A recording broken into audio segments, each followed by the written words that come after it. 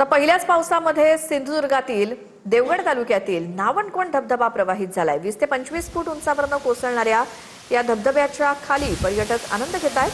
सुट्टीच्या दिवशी हजारो पर्यटक या धबधब्याला भेट देत असतात। आंबोली, सावडाव, बाबा धबधबा यापैकी हा एक नावणकोण धबधबा आहे। सर्वात सुरक्षित म्हणून या धबधब्याकडे पाहिलं जातं। तळ कोकणामध्ये मान्सून दाखल झाला की कोकणातील जे आहे ते धबधबे मात्र प्रवाहित होताना पाहायला मिळतोय। त्यातला एक धबधबा मी तुम्हाला दाखवतो, पहिल्याच पावसामध्ये प्रवाहित झालेला पाहायला मिळतो। तो म्हणजे देवगड तालुक्यातील नावणकोण धबधबा आहे। तो मात्र पहिल्याच पावसामध्ये दाखल झालेला पाहायला मिळतो आणि देवगड तालुक्यामध्ये हा पाऊस झाला आणि तो नावणकोण हा धबधबा आहे तो पहिल्याच पावसामध्ये प्रवाहित झालेला पाहायला मिळतो। आणि आता जी पर्यटकांना लगेच चाहूल लागल्यानंतर पर्यटक जे आहेत ते मात्र या नावणकोण धबधब्यावरती दाखल झालेले पाहायला मिळतं आणि मनमुराद अगदी धबधब्याखाली अगदी आनंद घेताना पाहायला मिळतात। अनंत पाताडे, TV9 मराठी, सिंधुदुर्ग।